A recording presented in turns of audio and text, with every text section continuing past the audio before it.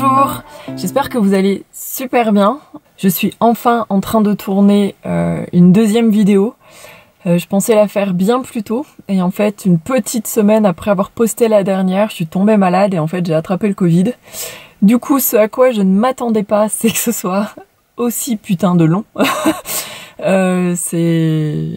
Ça m'a bien séché en tout cas.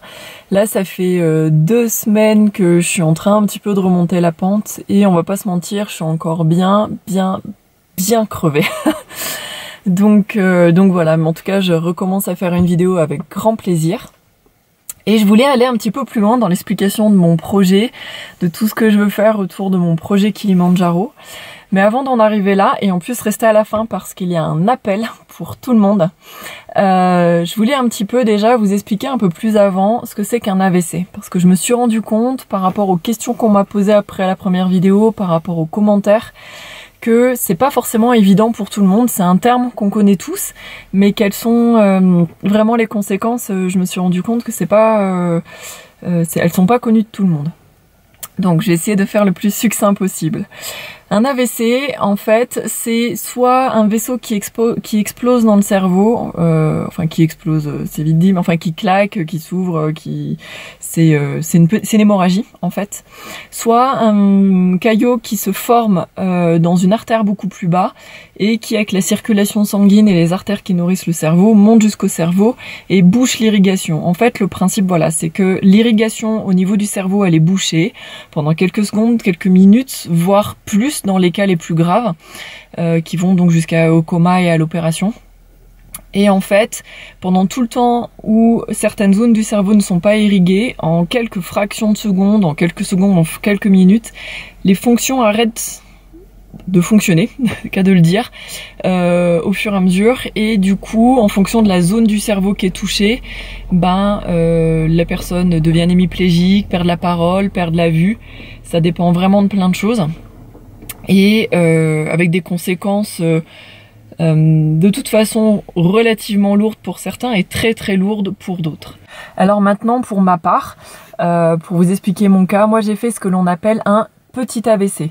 Ça veut dire que je ne suis pas tombée dans le coma, que je n'ai pas eu à être opérée. Par contre, instantanément, j'ai perdu déjà la quasi-totalité de la vue de l'œil gauche et le dessus de l'œil droit. Donc d'un coup j'y voyais un peu sur le côté quoi, parce que en plus j'étais un petit peu azimutée, donc perdre autant de vue d'un coup c'est chaud quoi. On s'adapte vite mais ça fait vraiment bizarre. Tous les repères sont vraiment perdus et j'ai été d'un coup sec coupée en deux. J'ai perdu entre 80 et 90% des sensations de mon corps gauche. Donc j'ai pas eu d'hémiplégie, je pense que ça s'est arrêté juste avant en fait. Donc je pouvais déjà actionner mon bras et ma jambe. Je pouvais marcher, c'était compliqué, c'était mieux quand on me tenait. Je pouvais pas descendre un escalier, ça c'était clair. Mais ça se voyait moins en tout cas ce qui se passait. Je sentais très peu quand on me touchait. Je sentais pas les objets que je tenais dans la main. Un petit peu des choses du genre. Et la mobilité était c'était un peu bordélique, on va dire. J'avais un exercice, par exemple, à l'hôpital, qui était de toucher le doigt d'un infirmier et de me ramener le doigt sur mon nez. Ça partait dans tous les sens. Et là encore, faut que je reste concentrée pour ramener, pour pouvoir donner l'ordre à mon bras et à mon doigt de revenir sur mon nez. Maintenant, j'ai un peu récupéré de vue, donc en fait, j'y vois pas au-dessus, j'y vois pas sur le côté, j'y vois pas en dessous. Donc je perçois pas mal de choses au centre, je vois quand même. Et j'ai toujours pas le dessus de l'œil droit. Donc je me suis adaptée à rien voir à gauche, je me suis adaptée à beaucoup tourner la tête. En fait, le cerveau est une machine géniale et fait en sorte que le corps, que la vue, que tout l'être en fait passe son temps à s'adapter. Et au niveau du corps, maintenant on va dire que je perçois entre 30 et 40%. On va dire qu'il y a des automatismes qui se sont mis en place, qu'il y a beaucoup de choses sur lesquelles il faut que je fasse attention et que je reste concentrée, notamment à la descente, parce qu'en fait je ne sens pas mes muscles se contracter. En fait, ou je sens rien, ou j'ai mal. Donc mon système osseux, heureusement, voilà, quand je marche, ma jambe se lance, etc. Mais je sens pas du tout les muscles se contracter, comme je viens de le dire, je crois. Donc du coup, je marche qu'avec des bâtons. Sinon en montagne, je sais pas si à un moment je vais pas finir à plat ventre pour finir de dégringoler ma montagne parce que je sais pas du tout si ma jambe va pas tenir, si je suis pas constamment en train de donner l'ordre à mes muscles de répondre et de maintenir le poids de mon corps. Donc voilà grosso modo au niveau du corps. Et enfin moi j'ai pris dans plusieurs sphères, quasiment d'avant en arrière, il y a plusieurs lobes dans le cerveau. Et du coup voilà, le cerveau est en train de mouliner en permanence pour compenser le manque d'irrigation, pour compenser la perte. Et en fait, c'est ça qui fait qu'il y a beaucoup de fatigue, c'est que le cerveau il carbure à plein tube en permanence. Pour vous donner un exemple, même quand je vais faire mes courses, faut que je balaye plusieurs fois le rayon pour trouver ce que je veux, parce que je vois, il suffit qu'il y ait plein de couleurs similaires. Je vais pas forcément tout voir d'un coup, par exemple. Voilà. Après, moi je fais pas attention. C'est devenu mon quotidien, mais voilà, ça permet aussi d'expliquer ces zones de fatigue et ce avec quoi je vis au quotidien et là où je démarre, en fait, tout simplement pour après aller vers mes projets. Maintenant, on va passer à un sujet plus joyeux qui est l'ascension du Kilimandjaro, tout ce projet et tout ce qu'il comporte. Donc il y a l'ascension du Kilimandjaro, comme son nom l'indique, ce qui est pas rien déjà, c'est une ascension à 5895 mètres. Qui se fait entre 8 et 11 jours. Je suis encore en train de choisir ma voie, mais je pense que je vais prendre une voie peu empruntée, j'aime bien, pour permettre aussi une très bonne acclimatation. Donc moi là, j'ai un entraîneur professionnel en fait qui me gère. Même si je suis normalement en capacité de m'entraîner par moi-même, j'ai pris la décision d'avoir de l'aide parce que là je reviens d'un peu loin. Pour vous donner une idée, pour ceux qui font de la montagne, là en 7 ans, je fais régulièrement 600 mètres de dénivelé et une fois, ouloulou, j'ai fait 800 mètres de dénivelé et je mets du temps à m'en remettre.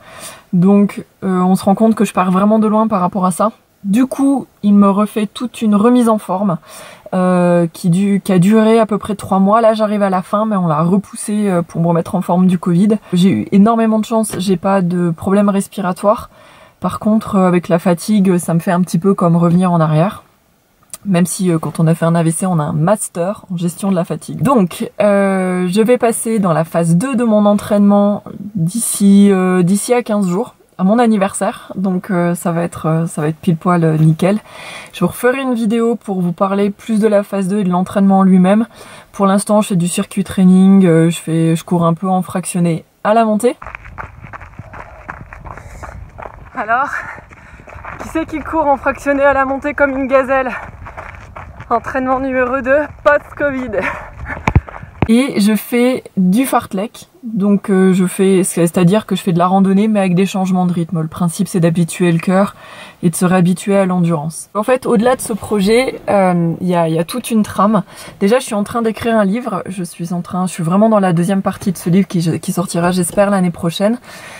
Bien sûr, ça tourne autour de mon AVC, qui est un peu le point de départ de beaucoup de choses dans ma vie, en tout cas à l'heure actuelle, et de beaucoup de transformations personnelles.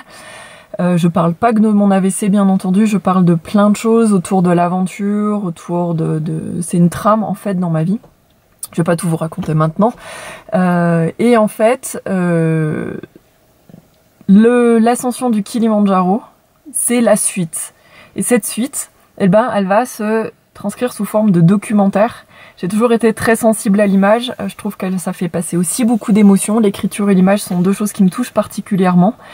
Et du coup, ça fait des années que je réfléchis ce livre et des années que je réfléchis ce documentaire et cette suite. Et du coup, elle est en train de prendre place. Et je suis en train de mettre tout en place pour pouvoir moi-même tourner les images sur site, pour pouvoir vous emmener avec moi. Même si vous le verrez après, quoique j'essaierai de rester en lien par les réseaux autant que j'ai du réseau. Le principe, c'est un moment de pas faire cette ascension que pour moi, de la faire pour tous les gens qui ont besoin de comprendre que tout est possible dans la vie, qu'on a un courage et une résilience hors norme, et que on peut tous vivre une expérience extraordinaire, que ce soit monter une montagne, que ce soit atteindre un rêve, que ce soit monter son entreprise, tout. Et en fait, le principe là, c'est de vous emmener avec moi On va marcher ensemble, on va en chier ensemble, on va pleurer ensemble. Je suis particulièrement touchée par tout ça. En plus, je suis vraiment dans une sortie de zone de confort de ouf parce que je ne suis pas réalisatrice, je ne suis pas monteuse. Et c'est là aussi qu'il va y avoir un appel juste après parce que j'ai besoin d'un petit peu d'aide. Mais en tout cas, voilà, ce projet est en train de porter ça. Et il va porter autre chose qui va être un projet environnemental. Je vous en parlerai un petit peu plus tard. Je vais réserver une vidéo vraiment juste pour ça, pour vous parler de ce projet qui est en train de se mettre en place.